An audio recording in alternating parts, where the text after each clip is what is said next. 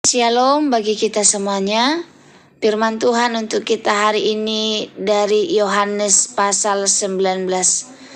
Lalu Pilatus mengambil Yesus dan menyuruh orang menyesah dia. Prajurit-prajurit menganyam sebuah mahkota duri dan menaruhnya di atas kepalanya. Mereka memakaikan dia jubah ungu. Dan sambil maju ke depan mereka berkata, "Salam hai Raja orang Yahudi." Lalu mereka menampar mukanya.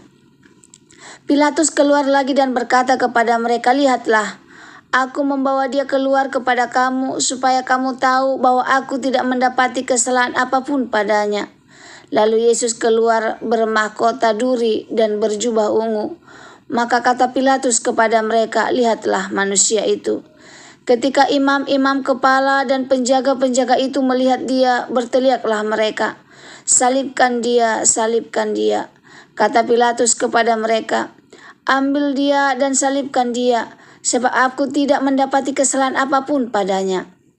Jawab orang-orang Yahudi itu kepadanya, "Kami mempunyai hukum dan menurut hukum itu ia harus mati, sebab ia menganggap dirinya sebagai anak Allah."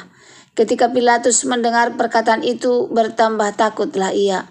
Lalu ia masuk pula ke dalam gedung pengadilan dan berkata kepada Yesus, "Dari manakah asalmu?" Tetapi Yesus tidak memberi jawaban kepadanya. Maka kata Pilatus kepadanya, "Tidakkah engkau mau bicara dengan aku? Tidakkah engkau tahu bahwa aku berkuasa untuk membebaskan engkau dan berkuasa juga untuk menyalibkan engkau?" Jawab Yesus, "Engkau tidak punya kuasa apapun terhadap aku, jikalau kuasa itu tidak diberikan kepadamu dari atas. Sebab itu dia yang menyerahkan aku kepadamu lebih besar dosanya."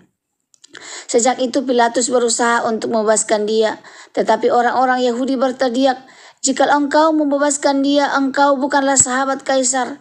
Setiap orang yang menganggap dirinya sebagai raja, ia melawan Kaisar." Ketika Pilatus mendengar perkataan itu, ia menyuruh membawa Yesus keluar, dan ia duduk di kursi pengadilan di tempat yang bernama Litostrotos, dalam bahasa Ibrani Gabata. Hari itu ialah hari persiapan Paskah. Kira-kira jam 12, kata Pilatus kepada orang-orang Yahudi itu, "Inilah rajamu." Maka berteriaklah mereka, "Enyahkan dia, enyahkan dia, salibkan dia." Kata Pilatus kepada mereka, "Haruskah aku menyalibkan rajamu?" Jawab imam-imam kepala, "Kami tidak mempunyai raja selain daripada Kaisar." Yesus disalibkan. Akhirnya Pilatus menyerahkan Yesus kepada mereka untuk disalibkan. Mereka menerima Yesus. Sambil memikul salibnya, ia pergi keluar ke tempat yang bernama tempat tengkorak, dalam bahasa Ibrani Golgota. Dan di situ ia disalibkan mereka, dan bersama-sama dengan dia disalibkan juga dua orang lain, sebelah menyebelah, Yesus di tengah-tengah. Dan Pilatus menyuruh memasang juga tulisan di atas kayu salib itu, bunyinya, "Yesus orang Nazaret, Raja orang Yahudi." Banyak orang Yahudi yang membaca tulisan itu, sebab tempat di mana Yesus disalibkan letaknya dekat kota, dan kata-kata itu tertulis dalam bahasa Ibrani, bahasa Latin, dan bahasa Yunani.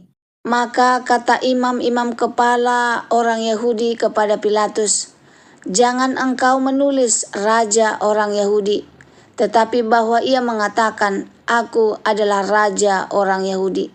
Jawab Pilatus, "Apa yang kutulis tetap tertulis." Sesudah prajurit-prajurit itu menyalibkan Yesus, mereka mengambil pakaiannya lalu membaginya menjadi 4 bagian, untuk tiap-tiap prajurit 1 bagian, dan jubahnya juga mereka ambil. Jubah itu tidak berjahit dari atas ke bawah, hanya 1 tenunan saja. Karena itu mereka berkata seorang kepada yang lain, "Janganlah kita membaginya menjadi beberapa potong, tetapi baiklah kita membuang undi untuk menentukan siapa yang mendapatnya. Demikianlah hendaknya, supaya genaplah yang ada tertulis dalam kitab suci. Mereka membagi-bagi pakaianku di antara mereka, dan mereka membuang undi atas jubahku." Hal itu telah dilakukan prajurit-prajurit itu, dan dekat salib Yesus berdiri ibunya dan saudara ibunya, Maria. istri Klopas, dan Maria Magdalena. Ketika Yesus melihat ibunya dan muridnya yang dikasihinya di sampingnya, berkatalah ia kepada ibunya, "Ibu, inilah anakmu." Kemudian katanya kepada muridnya, "Inilah ibumu." Dan sejak saat itu murid itu menerima dia di dalam rumahnya. Yesus mati. Sesudah itu, karena Yesus tahu bahwa segala sesuatu telah selesai, berkatalah ia, supaya genaplah yang ada tertulis dalam kitab suci, "Aku haus." Di situ ada suatu bekas penuh anggur asam. Maka mereka mencucukkan bunga karang yang telah dicelupkan dalam anggur asam pada sebatang hisop, lalu menunjukkannya ke mulut Yesus. Sesudah Yesus meminum anggur asam itu, berkatalah ia, "Sudah selesai." Lalu ia menundukkan kepalanya dan menyerahkan nyawanya. Lambung Yesus ditikam. Karena hari itu hari persiapan, dan supaya pada hari Sabat mayat-mayat itu tidak tinggal tergantung pada kayu salib. Sebab Sabat itu adalah hari yang besar. Maka datanglah orang-orang Yahudi kepada Pilatus dan meminta kepadanya supaya kaki orang-orang itu dipatahkan dan mayat-mayatnya diturunkan. Maka datanglah prajurit-prajurit lalu mematahkan kaki orang yang pertama dan kaki orang yang lain yang disalibkan bersama-sama dengan Yesus. Tetapi ketika mereka sampai kepada Yesus dan melihat bahwa ia telah mati, mereka tidak mematahkan kakinya. Tetapi seorang dari antara prajurit itu menikam lambungnya dengan tombak, dan segera mengalir keluar darah dan air. Dan orang yang melihat hal itu sendiri yang memberikan kesaksian ini, dan kesaksiannya benar, dan ia tahu bahwa ia mengatakan kebenaran, supaya kamu juga percaya. Sebab hal itu terjadi supaya genaplah yang tertulis dalam kitab suci, "Tidak ada tulangnya yang akan dipatahkan." Dan ada pula nas yang mengatakan, "Mereka akan memandang kepada dia yang telah mereka tikam." Yesus dikuburkan. Sesudah itu Yusuf dari Arimatea, ia murid Yesus, tetapi sembunyi-sembunyi karena takut kepada orang-orang Yahudi, meminta kepada Pilatus supaya ia diperbolehkan menurunkan mayat Yesus. Dan Pilatus meluluskan permintaannya itu. Lalu datanglah ia dan menurunkan mayat itu. Juga Nikodemus datang ke situ. Dialah yang mula-mula datang waktu malam kepada Yesus. Ia membawa campuran minyak mur dengan minyak gaharu, kira-kira 50 kati beratnya. Mereka mengambil mayat Yesus, mengapaninya dengan kain lenan, dan membubuhinya dengan rempah-rempah menurut adat orang Yahudi bila menguburkan mayat. Dekat tempat di mana Yesus disalibkan, ada suatu taman, dan dalam taman itu ada suatu kubur yang baru, yang di dalamnya belum pernah dimakamkan seseorang, karena hari itu hari persiapan orang Yahudi. Sedang kubur itu tidak jauh letaknya, maka mereka meletakkan mayat Yesus di situ. Renungan untuk kita hari ini dari Yohanes pasal 19 ayat 1 sampai 42. Mahkota duri di kepala sang raja. Saudara-saudara yang dikasihi Tuhan, pernahkah kita berhenti sejenak untuk benar-benar merenungkan harga keselamatan kita? Banyak orang tahu Yesus disalibkan, tetapi tidak banyak yang benar-benar menyelami penderitaan dan kemenangan di balik salib itu. Yohanes pasal 19 bukan sekedar catatan sejarah. Ini adalah puncak kasih Allah kepada manusia. Yesus yang tidak berdosa dipermalukan, disesah, diolok-olok, dimahkotai duri hanya demi satu tujuan, menyelesaikan karya penebus bagi kita. Penderitaan yang diterima dengan sukarela ayat 1 sampai 16.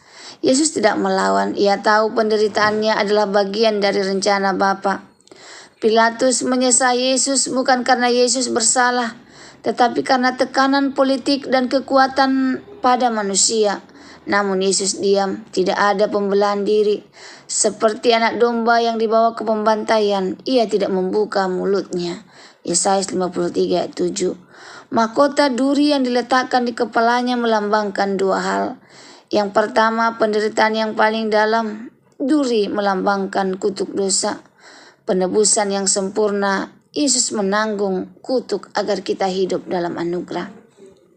Saudara diberkati Tuhan, berapa kali kita ingin menghindari penderitaan, padahal Yesus justru memikul untuk menebus kita.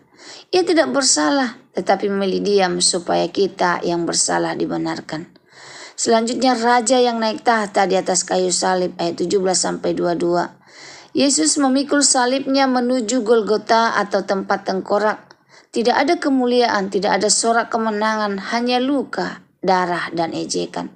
Namun justru di sanalah tahta kasih Allah ditegakkan. Pilatus menulis Yesus orang Nazaret, raja orang Yahudi. Tulisan itu dalam 3 bahasa, Ibrani, Latin dan Yunani, melambangkan bahwa kematian Yesus adalah untuk semua bangsa. Salib yang memalukan menjadi lambang kemenangan. Ketika dunia melihat aib, surga melihat penebusan. Bagi dunia salib adalah kekalahan, tapi bagi kita salib adalah tempat kasih Allah dinyatakan dengan sempurna. Selanjutnya kasih yang tetap mengalir di tengah penderitaan ayat 23-30. Di tengah penderitaan, Yesus masih memperhatikan orang lain.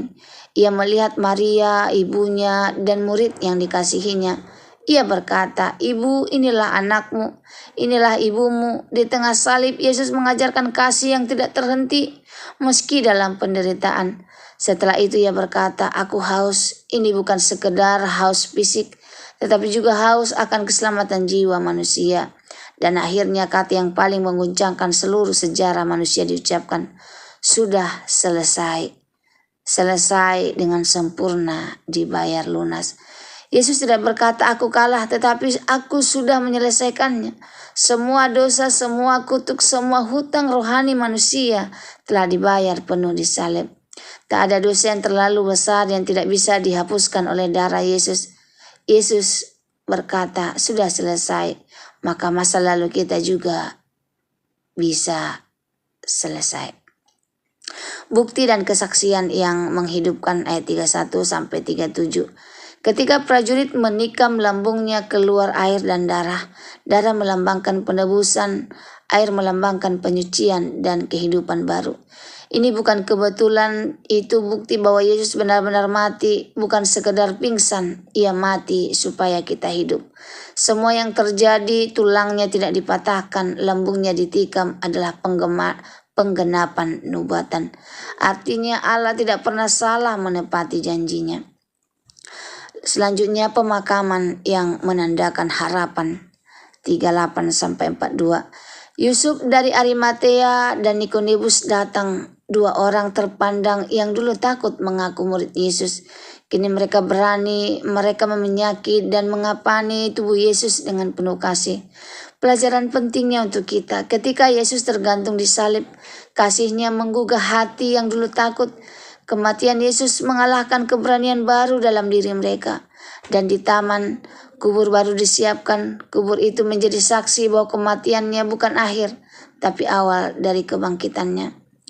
Sebagai penutup firman Tuhan untuk kita hari ini, kasih yang menyelesaikan segalanya.